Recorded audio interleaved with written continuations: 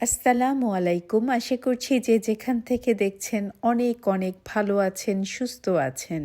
আজকে আমি নিয়ে এসেছি ভিয়েতনামিজ স্টাইল অথবা Thai style rice paper spring roll wrapper. এই র্যাপারটা আমরা দুভাবেই তৈরি করতে পারি, একটা ফ্রাই করে একটা ফ্রাই ছাড়া। যেটা ফ্রাই ছাড়া সেটা অনেক বেশি হেলদি।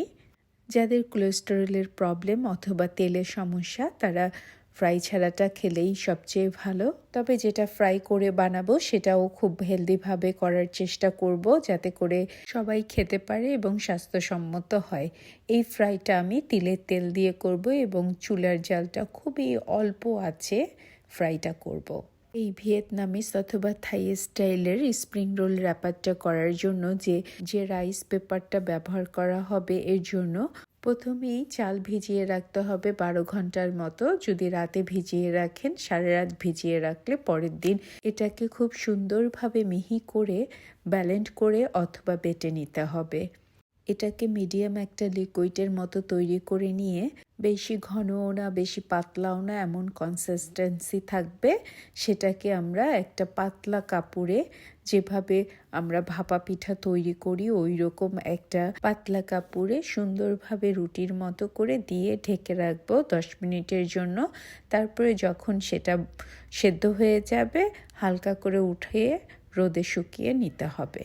যারা আমার মতো সময় খুবই কম, যাদের পক্ষে ওভাবে বানানোর সময় নেই, তারা খুব সহজে বাজার থেকে rice paper spring roll wrapper কিনে নিয়ে আসতে পারবে। ভিয়েতনামি স্টাইল অথবা থাই স্টাইলে এটা বাজারে সব জায়গায় পাওয়া যায়। আমি এটা বানানোর জন্য কিছু গাজর কুচি করে নিচ্ছি। এটা সবাই করতে পারবে, তবুও আমি যেভাবে করছি একটু দেখিয়ে দিলাম। একেবারে বেশি পাতলাও হবে না, আবার মোটাও হবে না, মিডিয়াম হবে, যেমন আমি কাটছি দেখিয়ে দিলাম। আপনারা চাইলে এর সাথে বেল পেপার অথবা ক্যাপসিকামও ব্যবহার করতে পারেন। সব কালারই একটু একটু করে দিতে পারেন। এটা আমি খুব অল্প কিছু উপকরণ দিয়েই খুব সুন্দর করে বানিয়ে নিব, যেভাবে সচরাচর আমি খেয়ে থাকি। এখানে আমি কিছু গাজর কুচি, বাঁধাকপি কুচি, ধনেপাতা কুচি, কিউকাম্বার কুচি দিয়ে দিচ্ছি। সাথে দিব আমি প্রন ছোট ছোট করে কেটে নিয়েছি, সেটাকে একটু ফ্রাই করে নিব। প্রনের বদলে চিকেন, ল্যাম্ব, বিফ দিয়েও বানানো যায়, আবার ভেজিটেরিয়ানটাও বানানো যায়। যে যেটা পছন্দ করে সে সেরকম করে বানিয়ে নেয়। আজকে আমি বানাবো প্রন দিয়ে। প্রনগুলোকে আমি খুব ছোট ছোট করে কেটে নিয়েছি। এটা বড় সাইজের প্রন ছিল। আমি এখানে 1 চা চামচের 1/4 গোলমরিচের গুঁড়ো দিয়ে দিয়েছি, আর দিয়ে দিব 1 চা চামচের 1/4 লবণ, আর দিয়ে দিব 2 চা চামচ লেবুর রস। লেবুর রসটা প্রনে দিলে খুব সুন্দর একটা স্মেল আসে, যেটা কিনা আমার খুবই ভালো লাগে, তাই আমি লেবুর রসটা ব্যবহার করছি। আর কেউ যদি চিকেন দিয়ে বানাতে চান সেক্ষেত্রেও একটু লেবুর রস ব্যবহার করবেন, খুব সুন্দর একটা স্মেল আসবে, খেতেও মজা লাগবে। এখানে দিয়ে দিব 1 টেবিল চামচ রসুনের গুঁড়া। যারা রসুনের গুঁড়া অথবা পাউডার ব্যবহার করবেন না তারা সেক্ষেত্রে রসুন কুচি করে ব্যবহার করতে পারেন। প্রনটা আমি 3-4 মিনিটের মতো ভেজে নিলাম, বেশি ভাজতে হয় না, তাহলে প্রন আবার শক্ত হয়ে যায়। এই রাইস পেপার র্যাপটা তৈরি করতে যা যা লাগবে তা আমি একবার দেখিয়ে দিচ্ছি। এখানে আমি যা যা নিয়েছি: গাজর, বাঁধাকপি, কিউকাম্বার, প্রন, ধনেপাতা, আর এর সাথে নিয়ে নিব ভিয়েতনামিজ অথবা থাই স্টাইলের রাইস পেপার। আমি এই রাইস পেপারটা ব্যবহার করব, আপনারা চাইলে যে কোনোটাই ব্যবহার করতে পারেন। এবার একটা বাটিতে কুসুম গরম পানি নিয়ে নিয়েছি, সেই পানির মধ্যে রাইস পেপারটা 10 সেকেন্ডের মতো ভিজিয়ে নিব। এরপরে পুরোপুরি পানিটা শুকিয়ে নিয়ে তারপরে বিছিয়ে দিয়েছি বোর্ডের উপরে। এর উপরে দিয়ে দিয়েছি ক্যাবেজ কুচি, তার উপরে দিয়েছি কিউকাম্বার, তার উপরে দিয়েছি ক্যারট এবং সবার উপরে দিয়েছি প্রন কুচি। এরপরে দিয়ে দেব ধনেপাতা, অথবা একটা র্যাপ করেও ধনেপাতা দেওয়া যেতে পারে দেখার সৌন্দর্যের জন্য। ধনেপাতা দেওয়ার পরে এটাকে সুন্দর করে র্যাপ করে নিব। করার পরে যে প্লেটে আমি রাখবো সেখানে রেখে দিলেই এটা একটার সাথে একটা সুন্দরভাবে লেগে যাবে। আর যাদের কাঁচা ভেজিটেবল খাওয়া নিষেধ, কাঁচা খেলে সমস্যা হয়, তারা কিন্তু হালকা করে একটু সাতে করে নিলেই হয়ে যাবে সমস্যার সমাধান।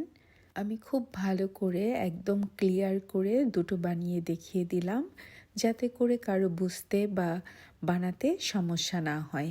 এটা খুবই স্বাস্থ্যকর। যারা একটু ডায়েট করছেন তারাও এটা অনায়াসে খেতে পারবেন, ওজনের কোনো চিন্তা করতে হবে না। আর যারা খুব স্বাস্থ্যকর খাবার পছন্দ করেন তাদের জন্য তো অবশ্যই খুবই হেলদি একটা অপশন। আমি মোটামুটি এখানে 6-7টা বানিয়ে নিয়েছি। এগুলো আমি ফ্রাই ছাড়া বানিয়ে নিয়েছি, একদম যেটাকে বলতে পারেন খুব ভালো হেলদি অপশন। আর এই রাইস পেপার স্প্রিং রোল র্যাপারের জন্য আমি একটা সস তৈরি করেছি। এই সসটা যদি কেউ দেখতে চান আমাকে জানালেই আমি দেখিয়ে দিব নেক্সট কোনো ভিডিওতে। আমার স্প্রিং রোলগুলো খুবই সুন্দরভাবে তৈরি হয়ে গেছে। এবার দেখিয়ে দিব রাইস পেপার র্যাপারের ফ্রাইটা।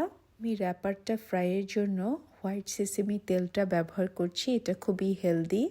আমি যেহেতু হেলদিভাবেই তৈরি করব আজকের রেসিপিটা, সেই জন্য আমি হেলদি অপশনই চুজ করেছি। এবার আমি একটু হালকা গরম হওয়ার পরে হালকা আছে আমি এই র্যাপারটা ফ্রাই করে নেব। খুব বেশি ক্রাঞ্চি করব না, তবে অল্প আঁচেও এটা খুব সুন্দরভাবে ক্রাঞ্চি হয়েই তৈরি হবে। 2-3 মিনিট সময় নিয়েই আমি ভেজে নেব। এক পিঠ ভাজা হয়ে গেলে আমি উল্টিয়ে আরেক পিঠ ভেজে নেব। ভাজা হয়ে গেল rice paper spring roll wrapper. এবার আমি ফ্রাই আর নন ফ্রাই দুটোই একসাথে সার্ভ করে দেখিয়ে দিচ্ছি। খাবারের দেখার সুবিধার্থে তৈরি হয়ে গেল চমৎকার ভিয়েতনামিজ আর থাই স্টাইলের rice paper spring roll wrapper. যদি আমার এই হেলদি চমৎকার রেসিপিটা আপনাদের ভালো লাগে তবে অবশ্যই একটা লাইক, কমেন্ট অ্যান্ড সাবস্ক্রাইব করে আমার পাশে থাকবেন। আপনারা সবাই অনেক অনেক ভালো থাকবেন। আল্লাহ হাফেজ।